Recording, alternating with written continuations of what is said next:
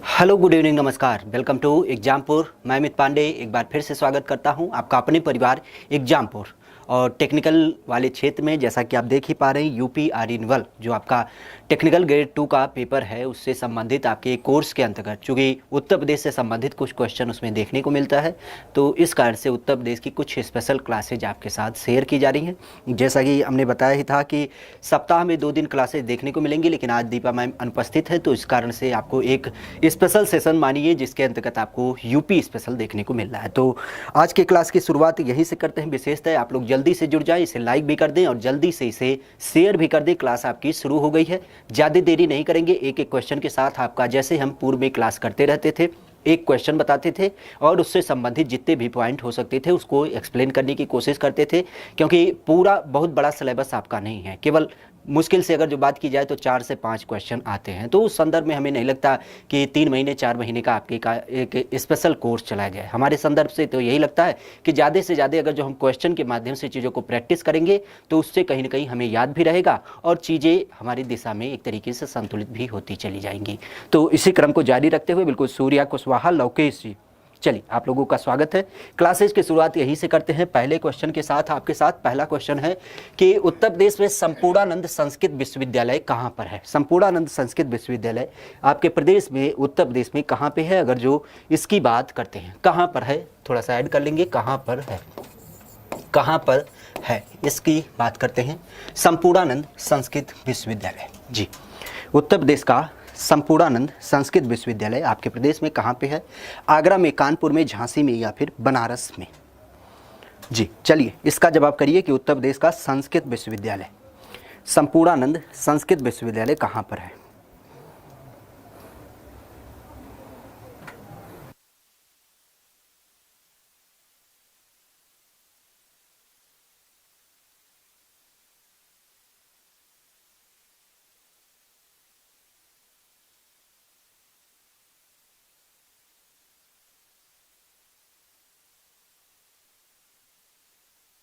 जी, संपूर्णानंद संस्कृत विश्वविद्यालय की जब बात करते हैं तो यहाँ पे कई सारे लोग जवाब भी दे रहे हैं, जैसा कि हम देख पा रहे हैं। लोकेश जी, अशोक जी, डिस्टर बोझा, बड़ा अच्छा नाम रखे हैं भाई साहब। शिशुपाल जी, शिशपाल, उसके बाद फिर सूर्या कुशवाहा, रविशंकर सिंह, राजकुमार प्रजापति, धर्मवीर जी, बिल्कुल। चलिए आप लोग बिल्कुल सही जवाब दे रहे हैं। सौरभ यादव जी, बिल्कुल आपका जो सही जवाब हो जाएगा वो आपका डी वाला आंसर हो जाएगा। बनारस की जब बात करते हैं तो संपूर्णानंद संस्कृत विश्वविद्यालय आपके बनारस में पड़ता है।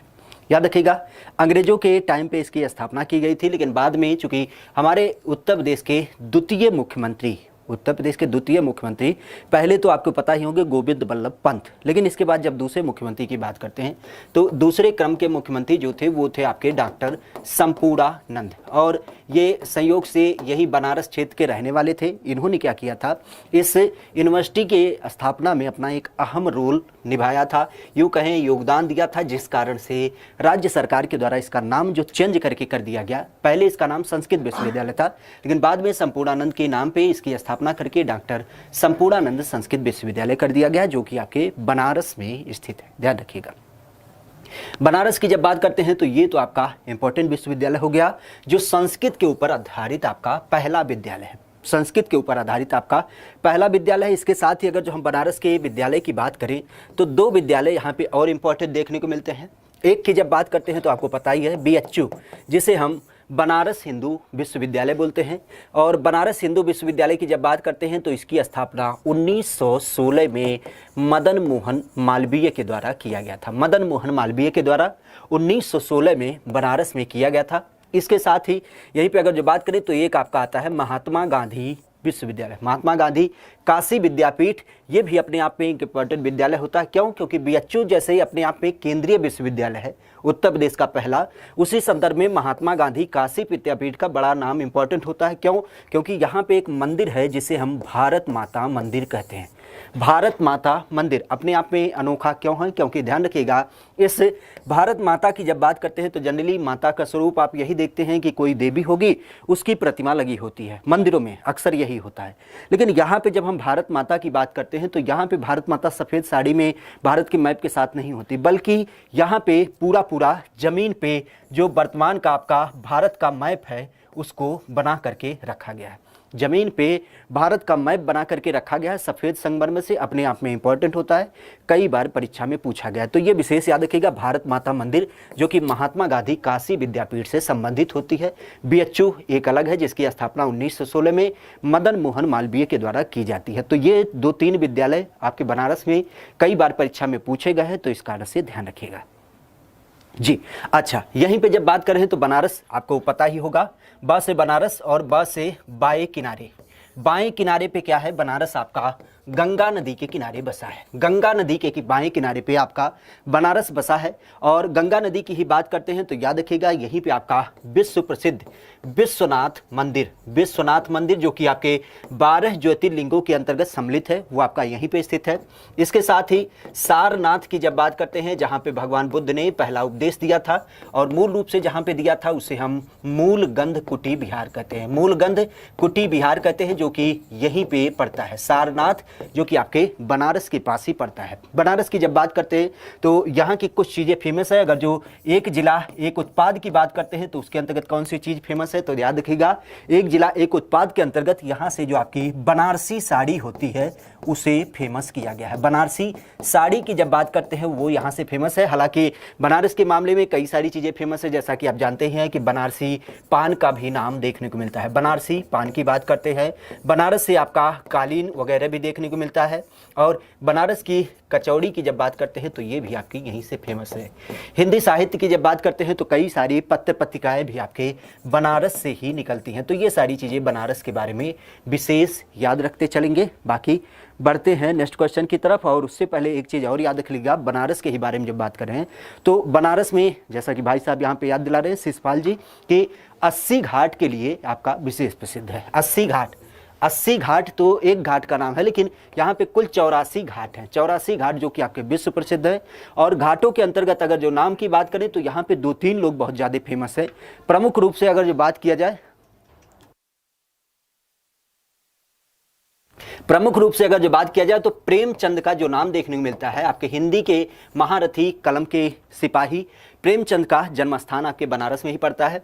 जब हम कबीर की बात करते हैं तो आपको पता ही है, लहरतारा जो कि आपके बनारस के पास ही पड़ता है, तो ये भी इनका जन्म स्थान होता है। और हमने किसी संदर्भ में आपको याद दिलाया था, रानी लक्ष्मीबाई जिनके बचपन का नाम क्या था, मणिकर्णिका था। इसी कारण यहाँ पे एक मणिकर्णिका घाट भी है।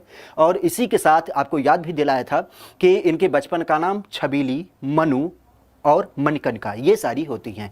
यहीं पे हमने आपको याद भी दिलाया था कि विश्व के सबसे प्राचीन शहरों की जब बात की जाती है तो बनारस को ही माना जाता है, जो कि आपके लगभग ऐसा माना जाता है कि इसकी स्थापना 5000 साल पहले की गई थी। तो ये सारी चीज़ें आप विशेष रूप से याद रखेंगे। ठीक, ये विशेष रूप से याद रखेंगे। चलते हैं नेक्स्ट क्वेश्चन की तरफ, और आपके सामने नेक्स्ट क्वेश्चन ये रहा कि निम्न में से उत्तर प्रदेश के किस शहर में भारतीय प्रौद्योगिकी संस्थान अवस्थित है। भारतीय प्रौद्योगिकी संस्थान किस शहर में अवस्थित है? अगर जो इसकी बात करते हैं तो इलाहाबाद में, बरेली में, लखनऊ में या फिर कानपुर में। जी बिल्कुल शिषपाल जी, आपके सिल्क साड़ी के लिए फेमस है। चलिए यहाँ पे इसका जवाब दीजिए। जी, रविदास पार्क, कई सारी चीज़ें हैं, छोटी बड़ी संदर्भ आता जाता है तो चीज़ों को लिंक करते जाते हैं। अब एक शायद तो पूरा बनारस हमें भी नहीं याद है, लेकिन इस तरीके से लिंक आता रहता है तो चीज़ों को एक एक अगर जो लिंक करके ऐसे ही पढ़ते रहेंगे तो जाहिर सी बात है, अब हम सामने किताब लेके तो नहीं बैठे हैं। इसी तरीके से आपका भी होगा, जहाँ पे आप चीज़ों को जब एक एक चीज़ों से लिंक करना चालू कर देंगे तो उस कंडीशन में जो प्रीवियस में आपने जितनी पढ़ाई की है उसको संदर्भित टॉपिक से आप लिंक कर पाएंगे। और यही क्वालिटी होती है किसी भी पढ़ाई की। ऐसा नहीं होता है कि किताब खोल के बैठे रहो 24 घंटा और रटने लगो, ऐसा थोड़ी ना होगा। जाहिर सी बात है कि जितनी भी चीज़ें आप रटते हैं वो कहीं ना कहीं भूलते जाते हैं, लेकिन इस तरीके से अगर जो बार बार रिवीजन करते जाते हैं, किसी भी आप टॉपर का इंटरव्यू उठा के देख लीजिए, बार बार वही बात करता है कि पढ़ने से ज़्यादा रिवीजन पे जोर दीजिए। और रिवीजन की बात करते हैं तो रिवीजन का कोई भी माध्यम चूज करिए, चाहे क्वेश्चन के माध्यम से करिए, चाहे जो चीज़ें पढ़ी हैं उसे दोहराइए, या कोई भी संदर्भ आप ले सकते हैं। किसी तरीके से आपको फिलहाल आपको रिवीजन ही रिवीजन करना है।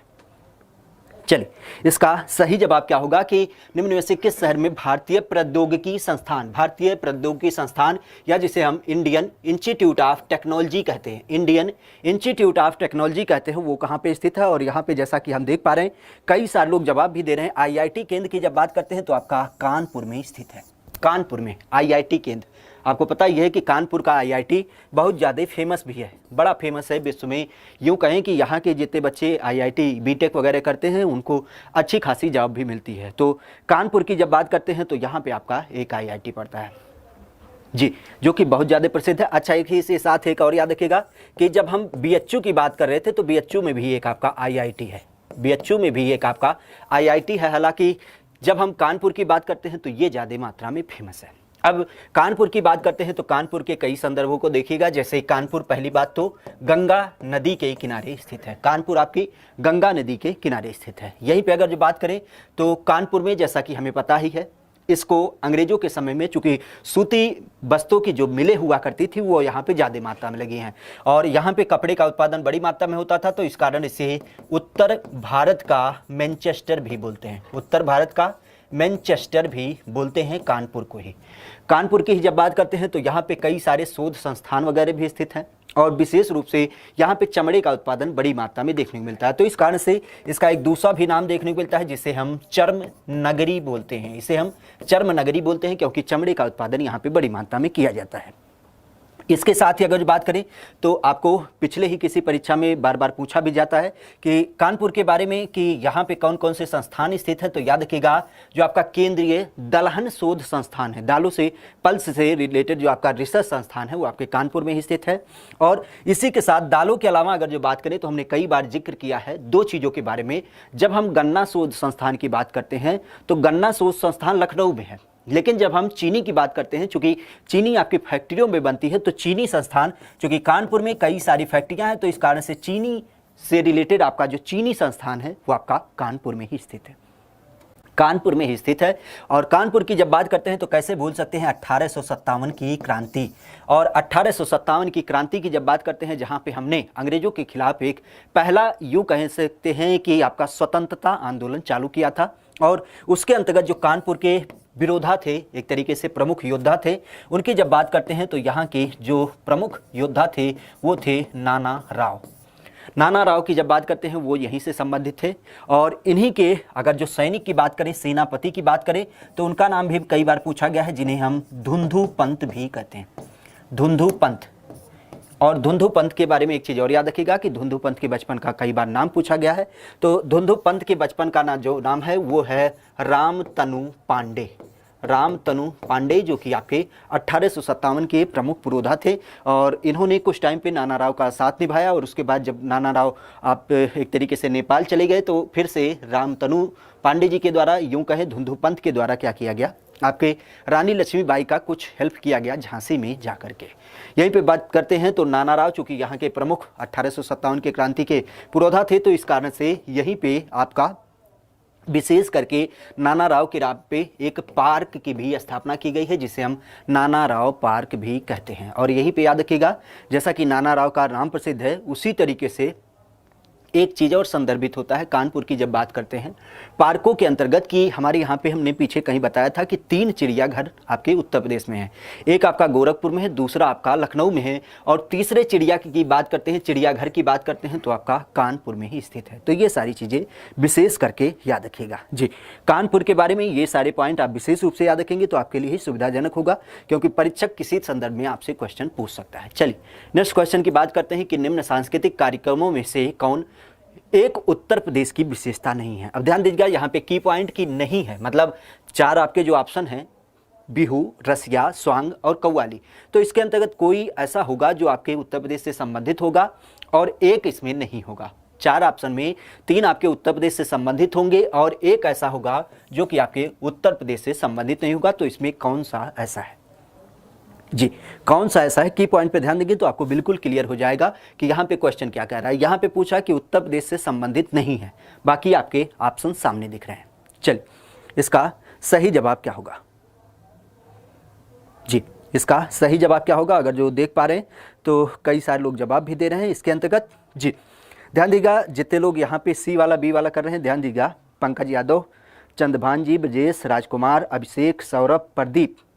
चलिए यहाँ पे हम बात करते हैं तो याद रखिएगा आपके उत्तर प्रदेश से जो संबंधित है हमें कुछ नहीं पता, चलिए हमें मान लेते हैं कोई ऑप्शन नहीं पता, लेकिन कुछ चीज़ें तो ऐसी होती हैं जो वर्ल्ड फेमस होती हैं, विश्व प्रसिद्ध होती हैं और उसके बारे में कोई ज़रूरत ही नहीं होती जाने की। जैसे कि जब हम बिहू की बात करते हैं तो बिहू आपको विशेष रूप से पता होगा कि ये आपके असम में प्रसिद्ध है। बिहू हमें लगता है कोई तैयारी करने वाला छोटा सा छोटा बच्चा भी जानता होगा कि असम का क्या है, बिहू है, असम से संबंधित आपका बिहू है। बाकी अगर जो लोक नृत्यों की बात करते हैं, सांस्कृतिक कार्यक्रमों की बात करते हैं, तो बाकी सारे आपके उत्तर प्रदेश से संबंधित हैं। जैसा कि आप देख पा रहे हैं, रसिया की जब बात करते हैं तो रसिया विशेष रूप से आपके, चूंकि वृंदावन की जब बात करते हैं, राधा रानी की बात करते हैं, कृष्ण भगवान की जब बात करते हैं तो उनसे संबंधित है। रास की बात की जाती है तो रास से संबंधित होती है, रास लीला वगैरह, तो इस कारण से आपका वृंदावन वाला लोकेशन यहाँ पे प्रमुख रूप से देखने को मिलता है। और अभी आपने देखा किस तरीके से दशहरा बीता है, तो बहुत ज़्यादा जगहों पे रामलीला, रासलीला इस तरीके से मंचन भी किया जाता है प्रमुख रूप से, तो आपका उत्तर प्रदेश से संबंधित है। स्वांग की जब बात करते हैं तो स्वांग आपने थोड़ा सा ऑड फील हुआ होगा, इस कारण से कई सारे लोगों ने सी वाला ऑप्शन दिया था। स्वांग की जब मूल बात करते हैं तो याद रखिएगा, स्वांग मतलब ऐसा नहीं होता कोई नई चीज़ है, स्वांग मतलब होता है नौटंकी या फिर नौटंकी, सीधा सा आप जान लीजिए नौटंकी की बात करेंगे। क्यों? क्योंकि नौटंकी में कोई प्रमुख रूप से आपको एक्टर नहीं देखने को मिलता है, कोई कहानी होती है उसके ऊपर क्या करते हैं लोग अपनी तरीके से उस पर अभिव्यक्ति करते हैं। तो यही कंडीशन होता है स्वांग के अंतर्गत भी, जहाँ पे हम देखते हैं गांव में कुछ छोटे परिवार खास करके जब शादी वगैरह होती है तो उस टाइम पे क्या होती हैं, घर की महिलाएं या घर के पुरुषों के द्वारा अलग अलग तरीके से अलग अलग रोल पे कुछ एक्टिंग की जाती है। तो स्वांग की जब बात करते हैं तो उसके अंतर्गत विभिन्न प्रकार के कपड़े वगैरह पहन करके और फिर अलग अलग तरीके से नाटकीय प्रस्तुति की जाती है, ये भी आपके प्रदेश से ही संबंधित होता है। बाकी कव्वाली की जब बात करते हैं तो कव्वाली तो आपको विशेष से प्रसिद्ध होगा। क्यों? क्योंकि कव्वाली विशेष रूप से जो संबंधित है वो आपके प्रदेश में जन्मे आमिर खुसरो से संबंधित है। आमिर खुसरो जिसे हम तोता-ए हिंद भी कहते हैं, 1253 में इनका जन्म हुआ है कासगंज के पटियाली गांव में। कासगंज के पटियाली गांव में आमिर खुसरो का जन्म हुआ है और ये बड़े प्रसिद्ध थे क्योंकि इन्होंने 7 सुल्तानों का काल देखा था और इस कारण से इन्हें हम तोता-ए हिंद भी कहते हैं। तोता-ए हिंद भी कहते हैं, बड़ा प्रसिद्ध नाम है, आपके हिंदी भाषा के अंतर्गत कई बार परीक्षा में पूछा गया है। और इसके अंतर्गत अगर बात करें आमिर खुसरो को तो ध्यान रखिएगा, आमिर खुसरो कव्वाली के जनक भी माने जाते हैं। और साथ ही साथ जो आज आप खड़ी बोली का वर्तमान प्रयोग करते हैं खास करके पश्चिमी उत्तर प्रदेश में, वो जो आपको खड़ी बोली का स्वरूप देखने को मिलता है वो भी इन्हीं के द्वारा एक तरीके से रचित है। साथ ही साथ इन्हीं की जब बात करते हैं तो तबला और सितार, तबला और सितार की भी रचना इन्होंने ही की है। साथ ही साथ ख्याल गायकी की जब बात करते हैं ये भी इन्हीं के द्वारा अलग अलग तरीके से खोजा गया है। तो ये विशेष याद रखिएगा आमिर खुसरो के बारे में, और इन्हीं के द्वारा कव्वाली का एक तरीके से कह सकते हैं प्रतिपादन किया गया, तो ये भी आपके प्रदेश से संबंधित हो जाता है। तो बाकी तीनों आपके संबंधित हैं। बिहू की जब बात करते हैं तो ये आपके प्रदेश से संबंधित नहीं बल्कि असम से संबंधित है। जी, असम से संबंधित है। और एक चीज़ ध्यान रखिएगा, असम की जब बात करते हैं तो असम में एक और थोड़ा सा प्रसिद्ध चीज़ है, हालांकि संदर्भित नहीं है, लेकिन ध्यान रखिएगा असम में एक द्वीप पड़ता है जिसे हम मांजुली द्वीप कहते हैं। मांजुली द्वीप जो कि आपके ब्रह्मपुत्र नदी के बीच पड़ता है।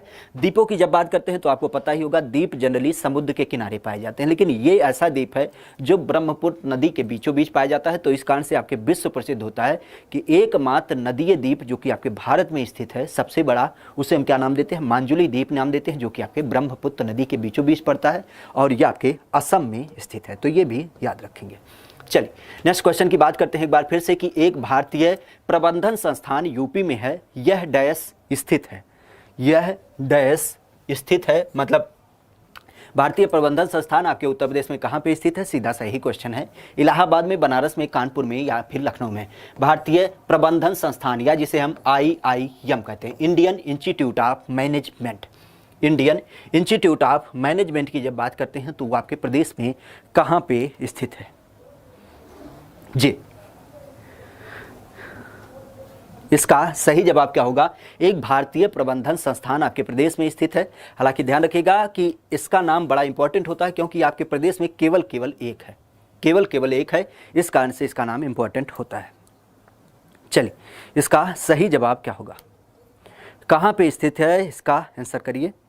और यहाँ पे जैसा कि हम देख पा रहे हैं कई सारे लोग जवाब भी दे रहे हैं, बिल्कुल सही जवाब हो गया आपका।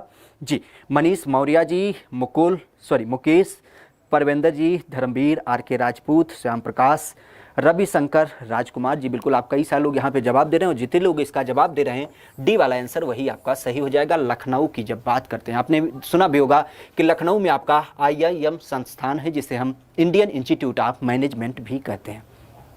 IIM या जिसे हम क्या कहते हैं, क्या चीज़ कहते हैं, इंडियन इंस्टीट्यूट ऑफ मैनेजमेंट कहते हैं, भारतीय प्रबंधन संस्थान, जहाँ पे आपने देखा होगा कि अलग अलग तरीके से लोग इसमें डिग्रीधारी करते हैं और ये आपके लखनऊ में स्थित है। लखनऊ की जब बात करते हैं तो आपको विशेष रूप से पता होना चाहिए कि लखनऊ आपके गोमती नदी के किनारे स्थित है। हालांकि राजधानी होती है, बहुत सारे लोग जानते हैं गोमती, अरे लगभग सबको पता है, इसमें कौन सी नई बात है, लेकिन याद रखिएगा आपके लिए बड़ा आसान होता है, लेकिन जैसे कोई दूसरे प्रदेश का व्यक्ति है तो उसे नहीं पता होता, तो इस संदर्भ में छोटी बात हो चाहे बड़ी बात हो, सारी बातों को ध्यान रखते चलेंगे। गोमती नदी आपके यहीं से संबंधित है, लखनऊ के किनारे। और लखनऊ की बात करते हैं तो आपके उत्तर प्रदेश की राजधानी है, लेकिन ध्यान रखिएगा पहले ये राजधानी नहीं थी। पहले उत्तर प्रदेश की राजधानी आपके 1836 में कहाँ पे थी, आगरा बनाई गई थी। राजधानी का क्रम यहीं से जोड़ लेंगे, 1836 में अंग्रेजों के समय पे उत्तर प्रदेश की राजधानी आगरा बनाई गई थी। इसके साथ ही चूंकि हमने देखा 1857 की एक क्रांति हुई, बड़ी क्रांति हुई, जिसके अंतर्गत पूरा उत्तर प्रदेश एक तरीके से कह सकते हैं पूरा अंग्रेजों को हिला के रख दिया। चूँकि आपने देखा भी था झांसी, मेरठ, बलिया, कानपुर, लखनऊ, फैजाबाद, बरेली, ये सारे कई ऐसे जगह थे जहाँ पे क्या हुआ, क्रांति का एक बड़ा रूप देखने को मिला। तो अंग्रेजों को ये लगा अच्छा ये यूपी वाले तो भाई इकट्ठा हैं, हमें तो ऐसा खदेड़ देंगे।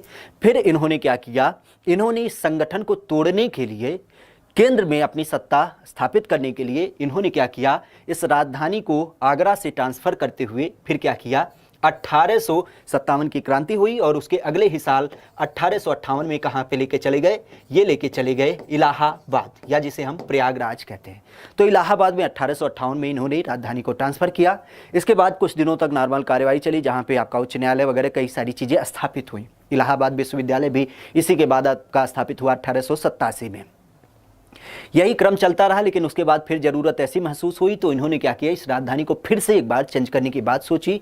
और उसके बाद जब बात सोची तो ये सोची कि 1921 में इन्होंने क्या किया, इस राजधानी को लखनऊ ला के ट्रांसफ़र कर दिया। और ये जो लखनऊ लाए ये आंशिक रूप से लाए थे, मतलब ये नहीं था कि पूरी इलाहाबाद की जो संरचना थी उसे ला के लखनऊ रख दिया, बल्कि थोड़ी थोड़ी मात्रा में। यूँ कहें जैसे आपने इलाहाबाद उच्च न्यायालय का नाम सुना होगा, जो मूल न्यायालय की बात आती है तो इलाहाबाद में है, लेकिन उसका एक खंडपीठ कहाँ पे है, आपके लखनऊ में स्थित है। तो यही बात इसमें भी संदर्भित होती है, जहाँ पे इलाहाबाद आपका मुख्य कार्यालय बना रहा, लेकिन इसके सब जो चीज़ें थी जैसे विधानसभा वगैरह ये संरचनाएं आपकी क्या हो गई, लखनऊ में ट्रांसफ़र हो गई। तो इस तरीके से हमारे यहाँ पे क्या हो गया, लखनऊ में राजधानी बनाई गई आंशिक रूप से। इसके बाद दूसरा टर्म देखने को मिला, जब आपको पता ही है कि 1935 का भारतीय शासन अधिनियम आया था। उसके बाद अंग्रेजों ने अलग अलग जो आपके खास करके राज्य हुआ करते थे उसमें अपनी सरकार बनाई, और कई सारी जगहों पे कांग्रेस ने भी अपनी सरकार बनाई। तो उसी दौरान क्या किया, अंग्रेजों के द्वारा अब फिर से एक बार राजधानी के बाद उस पर चर्चा की गई, क्योंकि उत्तर प्रदेश भी एक अपने आप में बड़ा स्टेट था। तो इस कारण से उन्होंने 1935-36 में क्या किया, इस राजधानी लखनऊ को अब अस्थायी रूप से राजधानी घोषित कर दिया। अब क्या किया, अस्थायी रूप से इस लखनऊ को राजधानी घोषित कर दिया। अच्छा, अब एक चीज़ और याद रखिएगा कि 1935-36 में जब राजधानी घोषित की गई तो इसका नाम पहले उत्तर प्रदेश नहीं हुआ करता था, कई बार इसका नाम भी चेंज हुआ है। और लास्ट में जो इसका नाम था वो नाम था संयुक्त प्रांत। लास्ट में इसका जो नाम था वो था संयुक्त प्रांत। और संयुक्त प्रांत की जब बात करते हैं तो इसका नाम आज़ादी के समय भी संयुक्त प्रांत था, मतलब 1947 में जब हमारा देश आज़ाद हुआ उस टाइम पे भी इसका नाम संयुक्त प्रांत था। लेकिन अंग्रेजों के द्वारा, जैसा कि हमने बताया, जब देश आज़ाद कर दिया गया तो ये महसूस किया जाने लगा कि भाई इसका नाम क्यों ऐसा रखा जाए, कुछ अलग ही नाम रखा जाए। क्योंकि ये आपके उत्तर भारत की तरफ पड़ता था, तो इस कारण इसका सामान्य सा नाम चेंज करके 24 जनवरी, ध्यान रखिएगा, 24 जनवरी 1950 को इसका नाम चेंज करके क्या कर दिया गया, वर्तमान जो आप उत्तर प्रदेश देखते हैं, जो आप वर्तमान में उत्तर प्रदेश देखते हैं, उस उत्तर प्रदेश के नाम से इसका नामकरण किया गया। कब किया गया, 24 जनवरी 1950 को। 24 जनवरी 1950 को इसका नामकरण किया गया, वर्तमान जो आप उत्तर प्रदेश के नाम से जानते हैं। तो ये संदर्भ विशेष रूप से याद रखिएगा लखनऊ के बारे में। लखनऊ के बारे में हालांकि जब चर्चा करते हैं तो 2-3 पॉइंट हमें क्लियर होता है। जैसे अगर जो एक पॉइंट की बात करें तो हम बार बार चर्चा करते हैं कि आपके लखनऊ में कई सारे शोध संस्थान हैं, और जैसा कि हमने बताया भी था कि लखनऊ में विशेष रूप से कहाँ पे, लखनऊ में जब हम बात करते हैं तो लखनऊ में एक आपका जो शोध संस्थान है, अभी हमने पीछे चर्चा किया कि गन्ना शोध संस्थान यहीं पे स्थित है। गन्ना के अलावा अगर जो बात करें तो आम, चूंकि मलिहाबाद वाला क्षेत्र बड़ी मात्रा में आम पैदा होता है, तो इस कारण से आम शोध संस्थान भी आपका यहीं पे स्थित है। लखनऊ की बात करते हैं, चूंकि आम पैदा हो रहा है तो आम से एक संबंधित चीज देखने को मिलती है, आम निर्यात जोन। कृषि के अंतर्गत 3 विशेष निर्यात जोन होते हैं जो कि आपके 3 जगहों पे हैं, एक आपका सहारनपुर में, दूसरा आपका लखनऊ में और तीसरा आपका आगरा में। आम निर्यात केंद्र आपके लखनऊ में है और यहाँ से जो आम आपके अलग अलग जगहों पे भेजे जाते हैं उसे हम नवाब ब्रांड से दूसरे दूसरे प्रदेशों में भेजते हैं। यहीं पे अगर जो बात करें तो याद रखिएगा कि आम के अलावा हम शोध संस्थान की बात कर रहे थे, तो यहाँ पे कौन कौन से शोध संस्थान है, तो हम बार बार कहते हैं कि यहाँ पे केंद्रीय औषधि संस्थान है। औषधि की जब बात करते हैं, जहाँ पे कहीं न कहीं दवाओं वगैरह की बात की जाती है, जो आपकी नेचुरल दवाएं होती हैं, जड़ी बूटी की बात की जाती है, मतलब यूँ कहें तुलसी का पत्ता, नीम का पत्ता, इस तरीके से जो चीज़ें होती हैं, औषधि संस्थान आपका यहीं पे स्थित है। और जाहिर सी बात है, जब औषधि होगा तो औषधि क्यों होगा, क्योंकि यहाँ पे विश्व शोध संस्थान भी आपका स्थित है, तो ये भी याद रखिएगा। और उत्तर प्रदेश के लखनऊ में ही केंद्रीय उपोष्ण संस्थान भी आपका स्थित है। केंद्रीय उपोष्ण संस्थान भी आपका लखनऊ में ही स्थित है। और इसके साथ ही प्रदीप सिंह जी थोड़ी स्पीड, अच्छा इसके अलावा स्पीड भाई साहब, चलो मैंने मार दिए, चलो ठीक है, चलो क्वेश्चन करो, चलो ठीक है। उत्तर प्रदेश का संवैधानिक प्रमुख कौन होता है, चलो इसका जवाब दो। उत्तर प्रदेश का संवैधानिक प्रमुख कौन होता है? अगर जो इसकी बात करते हैं, मंत्रिपरिषद, मुख्यमंत्री, राज्यपाल या फिर विधानसभा के अध्यक्ष। चलो जल्दी जल्दी इसका आंसर करो, आप लोग वही हो, केवल क्वेश्चन दिखा दें, आगे चलते रहो। उत्तर प्रदेश सरकार का संवैधानिक प्रमुख कौन होता है? मंत्रिपरिषद, मुख्यमंत्री, राज्यपाल या फिर विधानसभा के अध्यक्ष।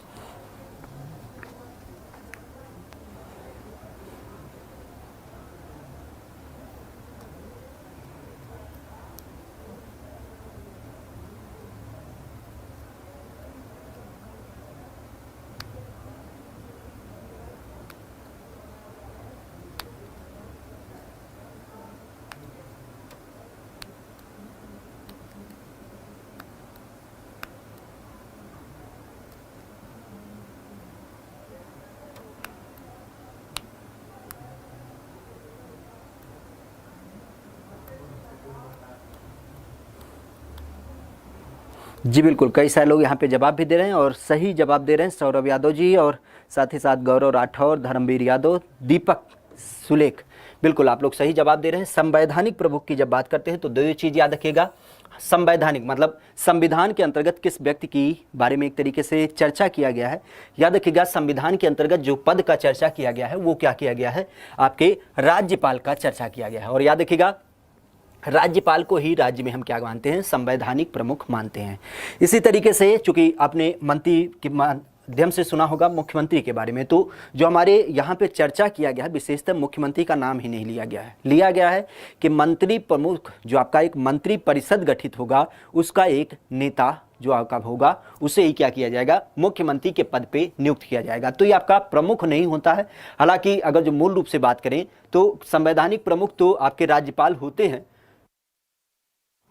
लेकिन मुख्यमंत्री की जब बात करते हैं तो जितने भी कार्य किए जाते हैं वो जनरली आपके मुख्यमंत्री के द्वारा संपादित किए जाते हैं। तो इस कारण से आपका जो चीज़ देखने को मिलता है कि मुख्यमंत्री कहीं ना कहीं पावरफुल महसूस होता है, लेकिन ओवरऑल अगर जो बात किया जाए तो आपका राज्यपाल ही प्रमुख होता है। क्यों? क्योंकि जब भी कोई कानून बनना होता है तो आपने देखा भी था कि विधान मंडल की जब बात की जाती है तो उस विधान मंडल के अंतर्गत एक तो राज्यपाल होता है एक पार्ट के रूप में, और दूसरे पार्ट के रूप में आपका विधानसभा ये आपको देखने मिलती है। और विधानसभा की जब बात करते हैं, जहां द्विसदन होता है वहां पे एक आपका विधानसभा होता है और दूसरा आपका विधान परिषद होता है। तो ये दो चीजें देखने को मिलती है, लेकिन एक सदन है तब क्या होगा, विधानसभा और साथ ही साथ आपके राज्यपाल होंगे।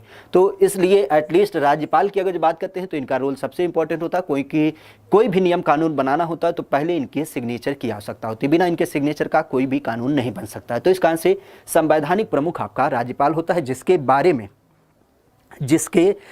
में आपके इसके अंतर्गत संविधान के अंतर्गत चर्चा किया गया है।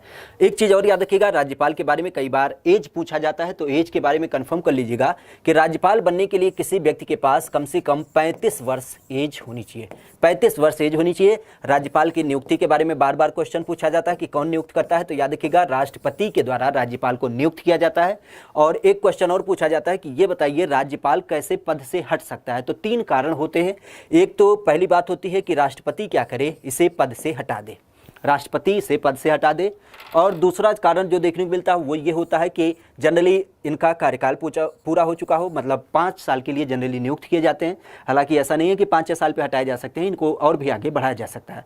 तो इस कारण से इन्हें 5 साल तक कंटिन्यू के बाद भी आगे बढ़ाया जा सकता है। तो अगर जो 5 साल पूरा कर लिया तब भी हटाया जा सकता है। और दूसरे की बात करते हैं तो राज्यपाल भैया को ऐसा महसूस हो रहा है कि नहीं भाई हमें यहाँ नहीं काम करना, अब हमें इस्तीफा दे देना चाहिए, तो इस कारण से ये अपना इस्तीफा भी सौंप सकते हैं। तो ये 3 कारण होते हैं जिसके कारण आपके राज्यपाल को हटाया जा सकता है। अच्छा, मुख्यमंत्री की बात करते हैं तो विशेष याद रखिएगा, मुख्यमंत्री अगर जो विधानसभा से बनता है तो उस कंडीशन में उसकी एज 25 साल होनी चाहिए। और अगर जो वो आपके विधान परिषद से बनता है तो उस कंडीशन में उसकी एज 30 होनी चाहिए। तो मिनिमम की जब बात की जाती तो ओवरऑल आपके 25 साल हो जाएगी। और मुख्यमंत्री की जब बात करते हैं तो मंत्री परिषद का जो आपका प्रमुख होता है वही आपका मुख्यमंत्री होता है, बहुमत दल का नेता। मुख्यमंत्री की जब बात करते हैं तो हमने बताया कि प्रमुख कार्य जो आपके राज्य के किए जाते हैं अलग अलग तरीके से वो आपके मुख्यमंत्री के द्वारा ही किए जाते हैं। और यहीं पे अगर जो बात किया जाए मुख्यमंत्री के बारे में तो विशेष याद रखिएगा कि मुख्यमंत्री की एज हमने बताई दी 25 साल। और इसके साथ ही अगर जो बात करें तो ध्यान रखिएगा कि संवैधानिक प्रमुख का जब नाम आता है तो आपके राज्यपाल का, लेकिन जब कार्यपालिका के प्रमुख का नाम आता है तो कौन आता है, आपका मुख्यमंत्री आता है। तो ये 2 चीजें विशेष करके याद रखिएगा। ठीक, चलिए नेक्स्ट क्वेश्चन की बात करते हैं एक बार फिर से। और नेक्स्ट क्वेश्चन ये रहा आपके सामने कि राज्य विधानसभा में 2018-19 के लिए उत्तर प्रदेश राज्य सरकार का वार्षिक बजट किसने पेश किया। जो आपका वर्तमान ये 20-21 वाला बजट पेश हुआ है, उस 20-21 का बजट किसके द्वारा प्रस्तुत किया गया है। बजट जो हर साल प्रस्तुत होता है राज्य सरकार के द्वारा, राज्य का लेखा जोखा आपके सामने रखा जाता है, तो वो किसके द्वारा प्रस्तुत किया गया। राजेश अग्रवाल, दिनेश शर्मा, सूर्य प्रताप शाही या फिर सुरेश खन्ना, किसके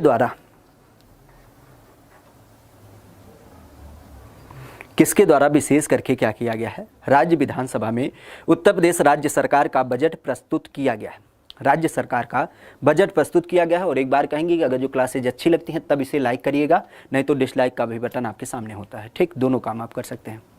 कम से कम उससे ये पता चलता है कि क्लासेज अच्छी जा रही हैं कि नहीं जा रही हैं, क्वेश्चन का लेवल आपको समझ में आ रहा है कि नहीं आ रहा है। ठीक, तो क्लासेज अगर जो अच्छी लगती हैं तो इसे लाइक भी करें और साथ ही साथ इसे शेयर भी करें। इसका सही जवाब क्या होगा, जब हम इसकी बात कर रहे हैं कि 2020-21 के लिए उत्तर प्रदेश राज्य सरकार का बजट किसके द्वारा प्रस्तुत किया गया, किसके द्वारा राज्य सरकार का बजट प्रस्तुत किया गया। और यहाँ पे जैसा कि हम देख पा रहे हैं कई सारे लोग जवाब भी दे रहे हैं। ध्यान रखिएगा, हमें पता था कि राजेश अग्रवाल, एक तुक्के में आप लोग आंसर मारोगे, लेकिन जो राजेश अग्रवाल थे ये इससे पहले थे, इससे पहले राजेश अग्रवाल थे। वर्तमान की जब बात करते हैं तो वर्तमान में आपके सुरेश खन्ना हैं, ये भाई साहब है, डी वाले भाई साहब हैं, जिन्होंने क्या किया है, वर्तमान में जो आपके राज्य सरकार का चौथा बजट था इसे प्रस्तुत किया है। और इस तरीके से अगर जो बात किया जाए तो वर्तमान में हमारे राज्य सरकार का जो बजट था उसका ये टारगेट था लगभग, इसकी जब बात करते हैं तो इसका यही टारगेट था कि ये लगभग 5 लाख करोड़ रुपए का पूरा बजट था। और इसके अंतर्गत पूरे उत्तर प्रदेश के इतिहास की बात करते हैं तो पूरे उत्तर प्रदेश के इतिहास में सबसे बड़ा बजट था, अब तक का सबसे बड़ा बजट था। और इसके अंतर्गत ये भी टारगेट रखा गया है कि 2024 में हम इस बजट को क्या करेंगे, आपके 1 ट्रिलियन इकोनॉमी तक पहुंचा देंगे। 1 ट्रिलियन, चूंकि आपने केंद्र सरकार के द्वारा सुना था कि केंद्र सरकार ने भी क्या टारगेट किया है कि 2024 तक हम क्या करेंगे, इसको 5 ट्रिलियन इकोनॉमी बनाएंगे, अपने पूरे बजट को वो क्या करेंगे 5 ट्रिलियन की इकोनॉमी बनाएंगे। तो इस कारण से राज्य सरकार ने भी डिसाइड किया कि कम से कम 5 नहीं तो हम 1 तो बना ही सकते हैं। तो इस कारण से 5 लाख करोड़ को चेंज करके क्या करेंगे, 10 लाख करोड़ की तरफ रुख करेंगे। तो ये आपका बिल्कुल सही जवाब जो होगा आपका छठा का वो डी होगा। सुरेश खन्ना के द्वारा वर्तमान आपका चौथा, राज्य सरकार का चौथा बजट पेश किया गया है। तो ये विशेष याद रखिएगा जी, चौथा बजट पेश किया गया। सौरभ यादव जी, जिसको क्लास बहुत अच्छी लगती हो वो क्लास को शेयर कर सकता है। यही तो हमने बताया कि अगर जो क्लास बहुत अच्छी लगती है तो इसे शेयर करिए, बाकी लाइक भी करिए। और देखिए पता चल गया ना, कोई एक व्यक्ति है जिसे नहीं अच्छा लग रहा है, तो इससे आपकी मनोभावना पता चलती है कि किसको अच्छा लग रहा है, किसको नहीं अच्छा लगता है। तभी तो हम उस पर वर्क कर पाएंगे, नहीं तो कैसे करेंगे भाई साहब। ऊपर ऊपर बातें करते चले जाएं हम तो कैसा मज़ा आए, जब तक आप इस पर डिसलाइक नहीं करोगे।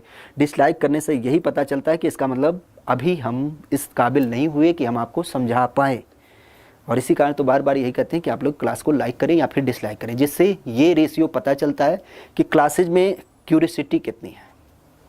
चलिए, यहाँ पे हमने बताया कि आपके वर्तमान बजट की जब बात की तो आपका किसके द्वारा प्रस्तुत किया गया? सुरेश खन्ना के द्वारा प्रस्तुत किया गया जी। चलिए नेक्स्ट क्वेश्चन की बात करते हैं एक बार फिर से। और नेक्स्ट क्वेश्चन ये रहा कि उत्तर प्रदेश पुलिस के चिन्ह में कौन सी जानवर का चिन्ह है? उत्तर प्रदेश का जो आपका पुलिस है, पुलिस यार पुलिस का नहीं होगा, ध्यान रखिएगा, यहाँ पे पुलिस का नहीं होगा बल्कि उत्तर प्रदेश राज्य का जो चिन्ह है, क्योंकि पुलिस से आपका क्या लेना देना है। राज्य चिन्ह की जब बात करते हैं तो राज्य चिन्ह के अंतर्गत कौन सा जानवर है? जो आपका राज्य चिन्ह है, उत्तर प्रदेश के राजकीय चिन्ह की जब बात करते हैं तो उसके अंतर्गत क्या चीज़ देखने को मिलती है? जब उसकी बात करते हैं, राजकीय चिन्ह की जब बात करते हैं तो उसके अंतर्गत, राजकीय चिन्ह की जब बात करते हैं तो उसके अंतर्गत कौन सा चिन्ह देखने को मिलता है?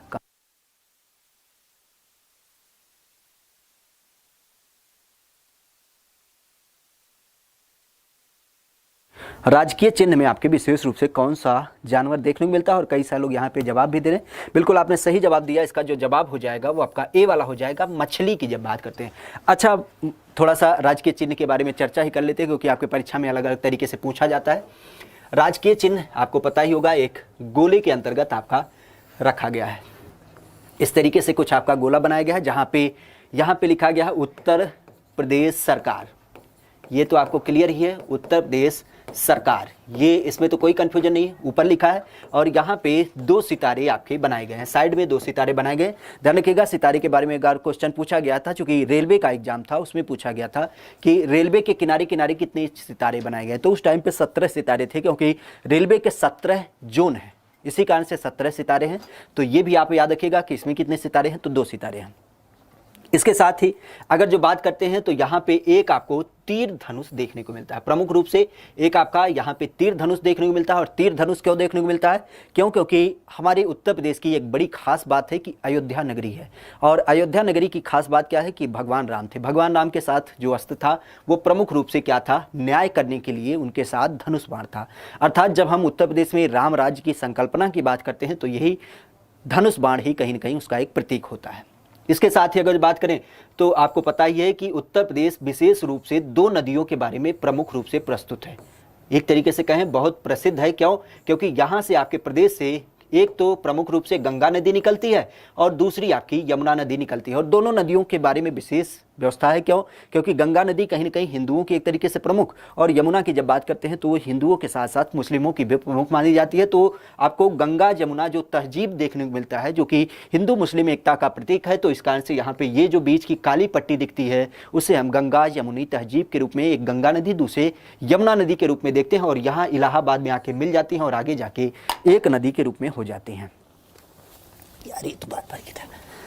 इसके साथ ही अगर बात करें तो फिर आपके यहाँ पे 2 मछलियाँ प्रमुख रूप से देखने को मिलती हैं। मछलियों की जब बात करते हैं, चूँकि मछलियों की बात क्यों होती है? क्योंकि आपने देखा ही है कि आपके लखनऊ में विशेष करके नवाबों का शासन रहा है। नवाबों के शासन की जब बात करते हैं तो वो कहीं ना कहीं एक तरीके से नॉनवेज की तरफ प्रमोट करते हैं। यूँ कहें नवाबों की बात करते हैं तो वो खाने पीने के शौकीन, और खाने पीने के शौकीन के अंतर्गत लजीज व्यंजन, और लजीज व्यंजन की जब बात करते हैं तो मछली उनकी एक प्रमुख खाद्य सामग्री मानी जाती थी। तो इस कारण से यहाँ पे 2 मछलियाँ आपकी लगाई गई हैं। तो ये आपके नवाबों का प्रतीक है, ये राम राज्य का प्रतीक है, और ये 2 नदियों का प्रतीक है जहाँ पे गंगा यमुना नदी देखने को मिलती है। साथ ही साथ ऊपर उत्तर प्रदेश सरकार लिखा गया है और किनारे 2 सितारे हैं। ध्यान रखिएगा, परीक्षा में किसी तरीके से भी आपसे तोड़ करके पूछा जा सकता है, इस कारण हमने डिटेल करके इसको बताया जी। इस कारण से हमने डिटेल करके बताया क्योंकि आपके परीक्षा में कई तरीके से आपसे पूछा जा सकता है। कुछ भी पूछ सकता है कि बताइए काली पट्टी क्या है, तो आपको क्लियर हो गया कि गंगा यमुना है।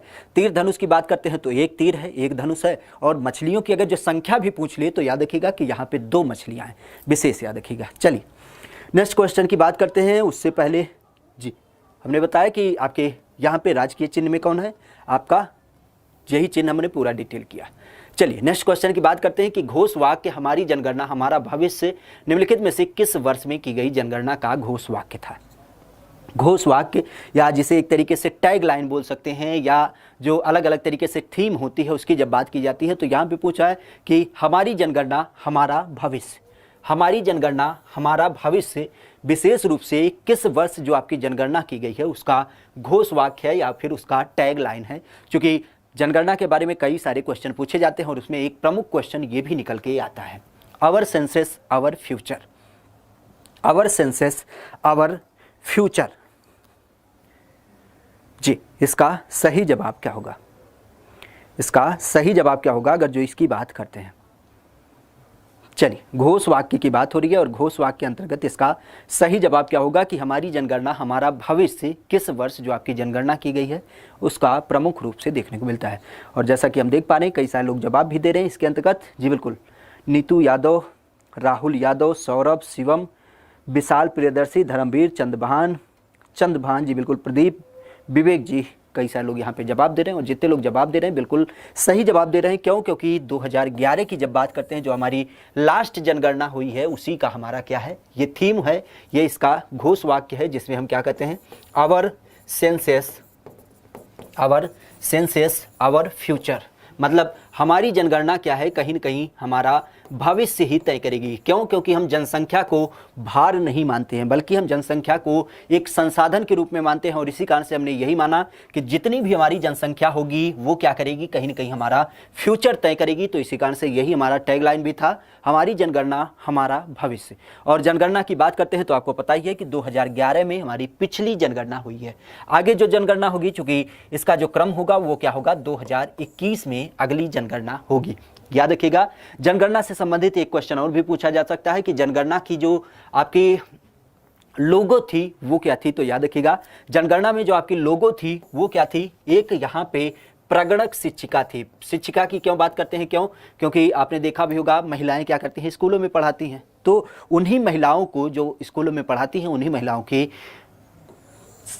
इन्हीं महिलाओं को इस कार्य के बारे में जिम्मेदारी दी गई, जिसके अंतर्गत क्या किया गया कि ये महिलाएं क्या करेंगी, आपके घर घर में जा करके लोगों के बारे में रिकॉर्ड इकट्ठा करेंगी और लोगों की काउंटिंग करेंगी। तो इस तरीके से इन्हीं महिलाओं के द्वारा, जो शिक्षिका हुआ करती थी, तो प्रगणक मतलब होता काउंटिंग करना, आपने सुना भी होगा, और शिक्षिका मतलब अध्यापिका। तो प्रगणक शिक्षिका जो थी उसी की जब बात करते हैं तो ये इसका एक तरीके से लोगो भी था, हमारी जनगणना हमारा भविष्य, जो कि आपके 2011 की जनगणना थी।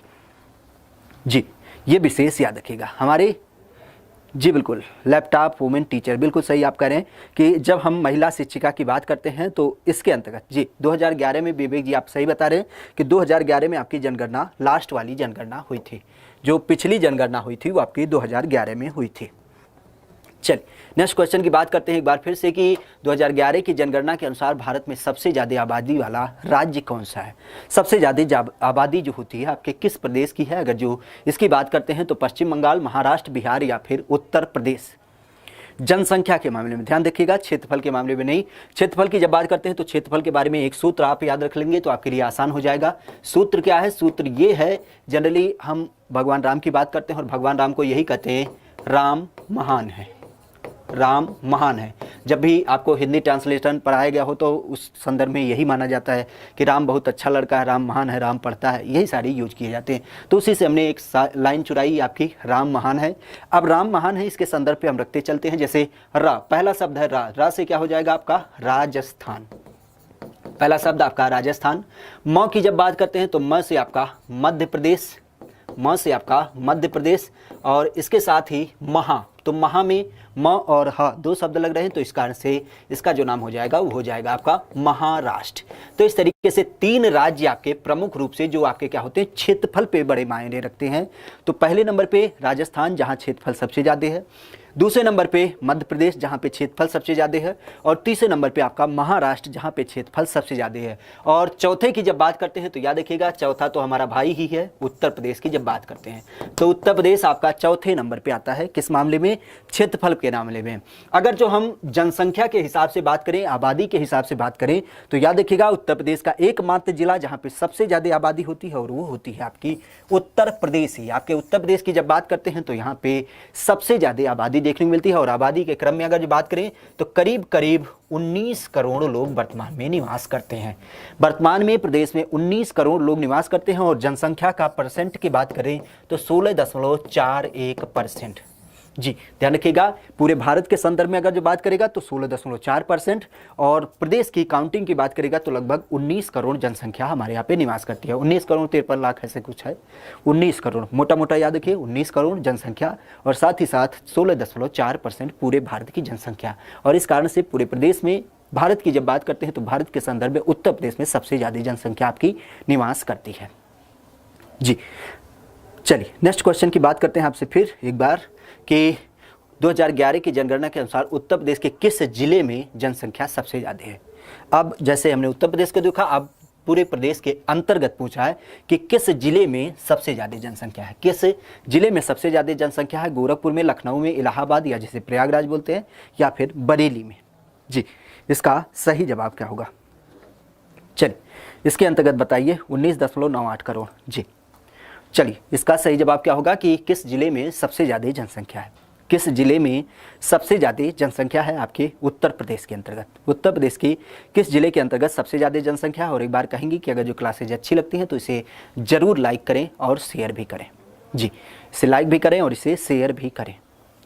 चलिए इसका आंसर करिए कि किस जिले में सबसे ज़्यादा आपकी जनसंख्या देखने को मिलती है।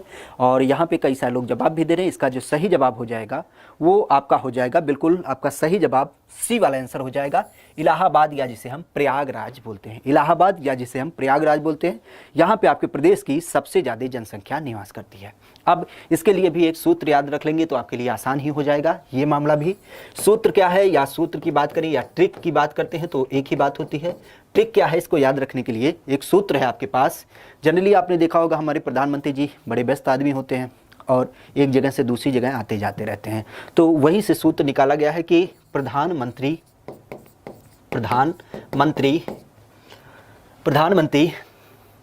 आज गए लखनऊ। प्रधानमंत्री गए आज लखनऊ, तो इसी से आपका निकलेगा प्रधानमंत्री गए आज लखनऊ। ध्यान रखिएगा फिर से उल्टा हो गया है। प्रधानमंत्री गए आज लखनऊ, इसी से आपका निकल जाएगा। और यहाँ पे अगर जो संदर्भित करें तो पहला शब्द है प्र, और प्र से जो शब्द है वो आपका हो जाएगा प्रयागराज। तो पहले नंबर पे आपका प्रयागराज है जनसंख्या में वाली सबसे मामले में, मतलब प्रयागराज में सबसे ज़्यादा जनसंख्या है। दूसरे शब्द की जब बात करते हैं तो प्रधान, उसके बाद मंत्री, तो मंत्री में पहला शब्द है माँ, और सब माँ की जब बात करते हैं तो माँ से आपका क्या हो जाएगा प्रधानमंत्री।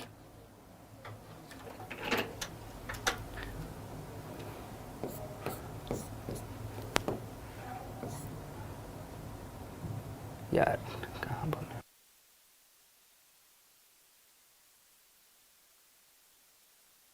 जी मंत्री की बात करते हैं तो माँ से आपका मुरादाबाद, दूसरे नंबर पे मुरादाबाद।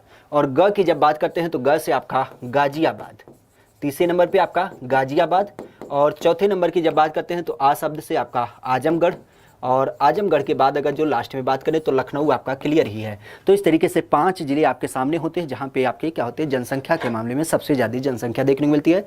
पहले नंबर पे आपका इलाहाबाद ही है, दूसरे नंबर पे आपका मुरादाबाद है, तीसरे नंबर की जब बात करते हैं तो तीसरे नंबर पे आपका गाजियाबाद, चौथे नंबर पे आपका आजमगढ़, और पाँचवें नंबर पे आपका लखनऊ ही है। तो एक सूत्र के माध्यम से आप इस चीज़ को आसानी से याद रख सकते हैं। किसके बारे में? प्रधानमंत्री गए आज लखनऊ। जी अनामिका जी बिल्कुल आप सही कह रहे हैं कि यूपी के गोरखपुर में सबसे ज़्यादा बारिश होती है और मथुरा में सबसे कम। जी आपने सही कहा। और इसके अंतर्गत अगर जो बात करें, तर्क ध्यान नहीं रहेगा, नीतू यादव जी, सॉरी नीतू यादव, तर्क ध्यान नहीं रहेगा क्यों? अच्छा चलो कोई दिक्कत नहीं, नहीं ध्यान रहेगा अच्छी बात है, लेकिन ध्यान रहेगा तब भी अच्छी बात है, क्योंकि परीक्षा में अलग अलग तरीके से आपसे क्वेश्चन पूछे जाते हैं। हम यही उम्मीद करते हैं कि ये क्वेश्चन आपकी परीक्षा में आए, जिससे आप कहीं ना कहीं संबंधित क्वेश्चन कर पाएँ। तो यहाँ पे हम बात कर रहे थे इलाहाबाद की जनसंख्या की, और इलाहाबाद में ही 2 पॉइंट और याद रखेगा। जैसे कि आपको पता है कि सबसे ज़्यादा जनसंख्या आपके प्रदेश में इलाहाबाद में है, तो 2 चीज़ और याद रखेगा कि पुरुषों की जब बात करते हैं, सबसे ज़्यादा पुरुष कहाँ पे हैं, तो वो भी आपके इलाहाबाद में है, और सबसे ज़्यादा अगर जो महिलाओं की बात करते हैं तो वो भी आपके इलाहाबाद में ही है।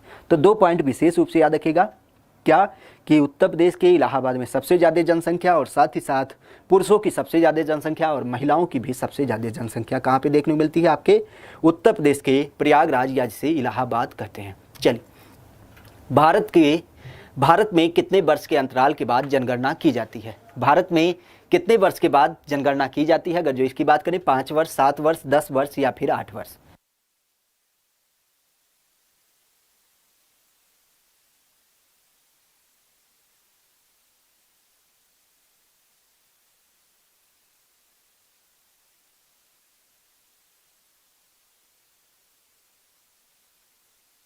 भारत में जनगणना कितने वर्ष के अंतराल के बाद की जाती है? और बिल्कुल आपको पता ही होगा।